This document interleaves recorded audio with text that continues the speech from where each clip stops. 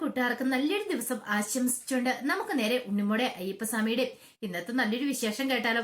അങ്ങനെ ഇന്നത്തെ വിശേഷത്തില് ഗിരിദേവന്റെയും ബാബരുടെയും ഒക്കെ മുന്നിൽ പോയി അപേക്ഷിക്കണം, എങ്ങനെയെങ്കിലും ഞങ്ങളെ രക്ഷിക്കണം, ഈ മാറാവ്യാധിയിൽ നിന്ന് ഞങ്ങളെ രക്ഷിക്കണമെന്ന് പറയാ. ഇത് കേട്ട് കഴിഞ്ഞപ്പോ ഗിരിദേവൻ പറഞ്ഞു, അല്ല നിങ്ങൾ ചെയ്ത അത്ര വലിയ കൊടും ക്രൂരതയല്ലേ, ഒന്നും അറിയത്തില്ലാത്ത ഈ ബാലികനെ നിങ്ങൾ പോയി കൊന്നു തള്ളാനായിട്ട് ശ്രമിച്ചില്ലേ, അപ്പൊ നിങ്ങൾക്ക് ഇങ്ങനത്തെ ശിക്ഷ കിട്ടിയേ മതിയാവുള്ളൂ പറയണം. ഇത് ഞങ്ങളെ കൊണ്ട് ഒന്നും ചെയ്യാൻ പറ്റില്ലെന്ന് പറയാം.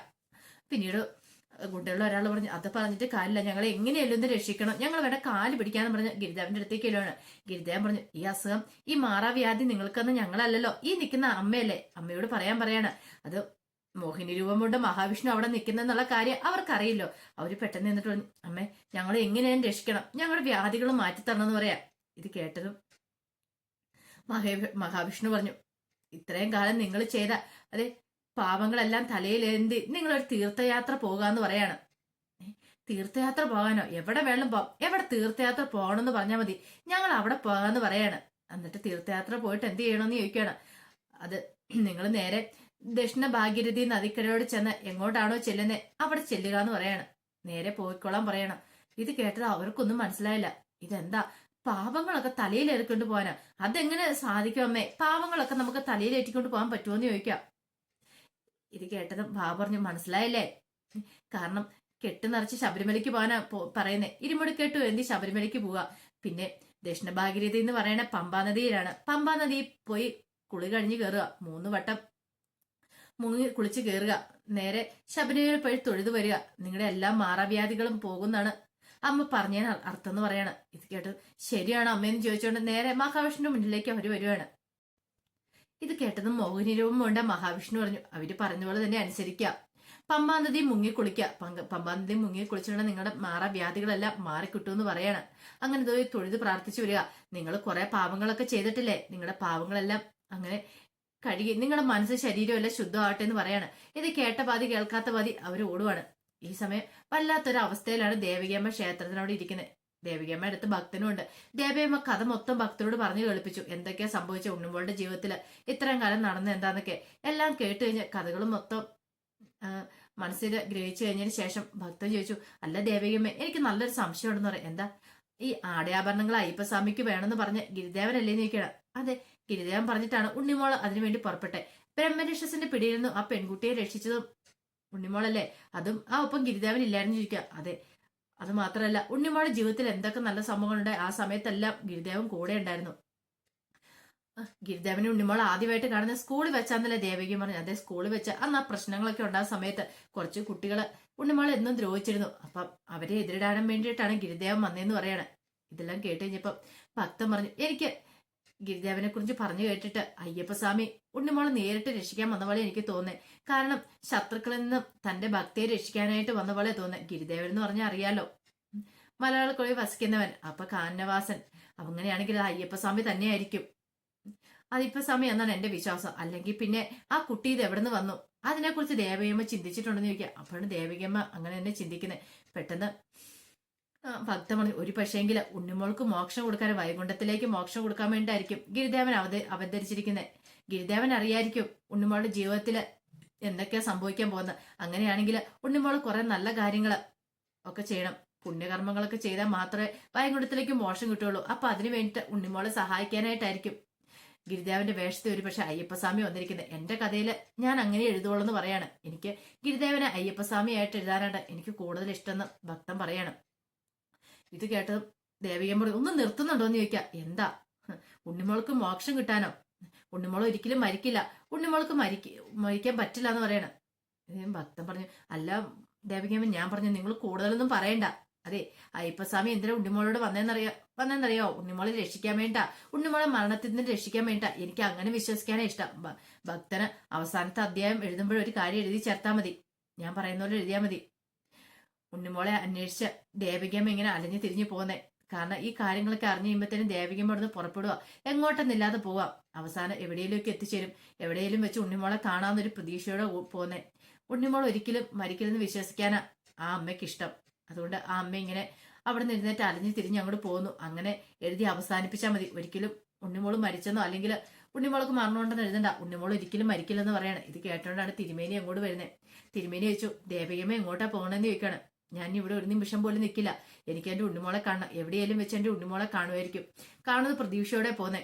ഇല്ലെങ്കിൽ എന്തെങ്കിലും ഒരു കാലത്ത് എവിടെയെങ്കിലും കിടന്ന് ഞാൻ മരിക്കും.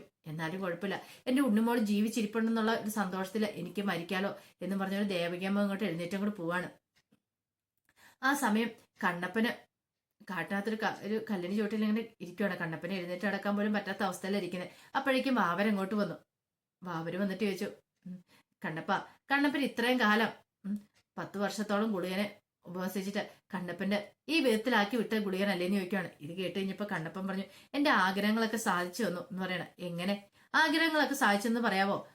പറയാനായിട്ട് ഉള്ള മനസ്സുണ്ടോ കണ്ണപ്പനെ ഒന്ന് ആലോചിച്ച് നോക്കിയേ. കണ്ണപ്പന്റെ എല്ലാ ആഗ്രഹങ്ങളും നിറവേറ്റുമെന്ന് ചോദിക്കും.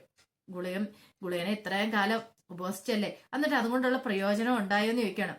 ഉണ്ടായി, എന്റെ ആഗ്രഹം സാധിച്ചു. കാരണം എന്റെ മോളോട്, എന്താ അനന്തരവളോട് അവര് കാണിച്ച ക്രൂരതയ്ക്ക് എനിക്ക് പകരം വീട്ടാണ്ട് പറ്റിയെന്ന് പറയാണ്. അത് മനസ്സുറപ്പിച്ച് പറയാൻ പറ്റുമോ കണ്ണപ്പന് മനസ്സിൽ ആ ആഗ്രഹം മാത്രം ഉണ്ടായിരുന്നുള്ളൂ, അവരോട് പ്രതികാരം ചെയ്യാന്നുള്ള. അതിനേക്കാൾ ഇവര് വേറെ ആഗ്രഹങ്ങളൊന്നും ഇല്ലായിരുന്നു എന്ന് ചോദിക്കുക. കണ്ണൻ പറഞ്ഞ് ഇല്ല എന്ന് പറയാണ്. കള്ളം പറയരുത്. കള്ളപ്പന്റെ മനസ്സിൽ വേറൊരു ആഗ്രഹം കൂടി ഇല്ലായിരുന്നോ? കാരണം കണ്ണപ്പന്റെ അനന്തരവൾക്ക് മോക്ഷം കൊടുക്കാന്നുള്ളത്. കണ്ണപ്പന് ആ കുട്ടിക്ക് മോക്ഷം കൊടുക്കാണ്ട് സാധിച്ചോ എന്ന് ചോദിക്കുക. ഇത് കേട്ടതും കണ്ണപ്പൻ പറഞ്ഞു ഇല്ലാന്ന്.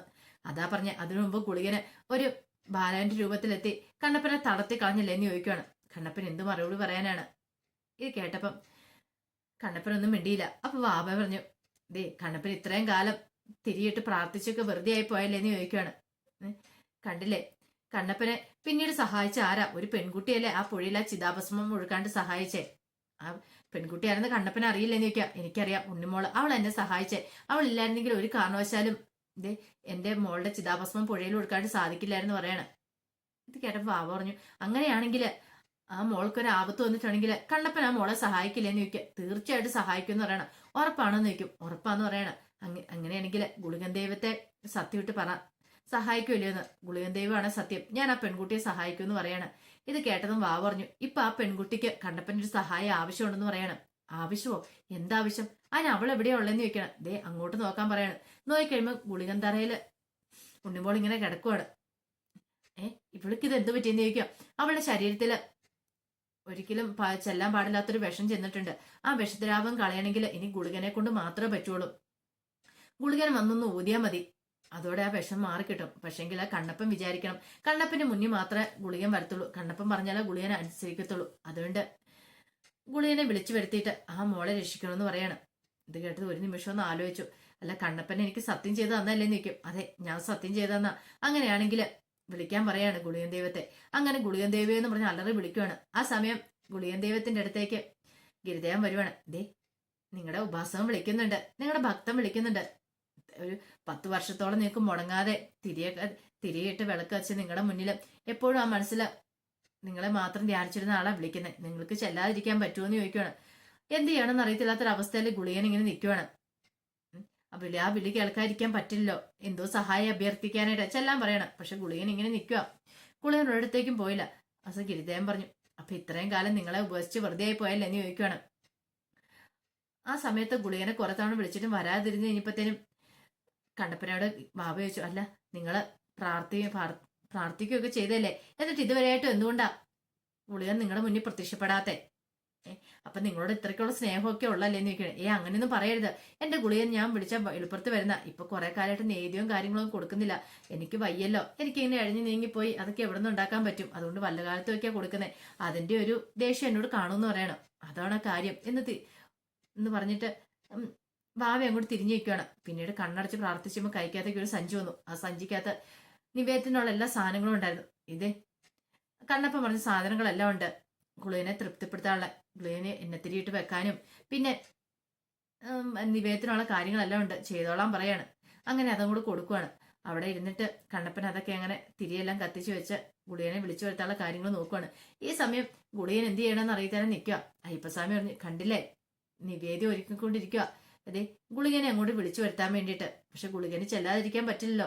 കാരണം എന്താ, ഗുളികന്റെ ഉപാസകനല്ലേ വിളിക്കുന്നേ. വിളിച്ചാൽ പുള്ളിപ്പുറത്ത് കേൾക്കുന്ന ആളല്ലായിരുന്നോ? ഇപ്പൊ എന്തുകൊണ്ടാ പോകാത്തെ? എത്രയും പെട്ടെന്ന് പോകാൻ നോക്കാൻ പറയാണ്. വെട്ടിലാകപ്പെട്ട അവസ്ഥയില് ഗുളികൻ നിൽക്കുകയാണ്. ചെല്ലാനും പറ്റില്ല, ചെല്ലാതിരിക്കാനും പറ്റില്ല. ചെന്നിട്ടുണ്ടെങ്കിൽ തന്നോട് ചോദിക്കാൻ പോകുന്ന കാര്യം എന്താന്ന് ഗുളികന് നന്നായിട്ടറിയാം. പക്ഷെ എങ്കിൽ തന്നെ ഉപവസിക്കുന്നതായതുകൊണ്ട് ചെല്ലാതിരിക്കാനും പറ്റില്ല. അങ്ങനെ എന്ത് ചെയ്യണമെന്ന് അറിയില്ലാതെ കുളിക്കാനാണ് നമ്മൾ കാണുന്നത്. അപ്പൊ അതിന്റെ വിശേഷങ്ങളൊക്കെയാണ് കണ്ടത്. ഇതിന്റെ ബാക്കി വിശേഷങ്ങളുമായിട്ട് വൈകുന്നേരത്തെ പ്രമോയി വരാട്ടോ. ഒരിക്കൽ കൂടി എല്ലാവർക്കും നല്ലൊരു ദിവസം ആശംസിച്ചു നിർത്തുന്നു. നന്ദി.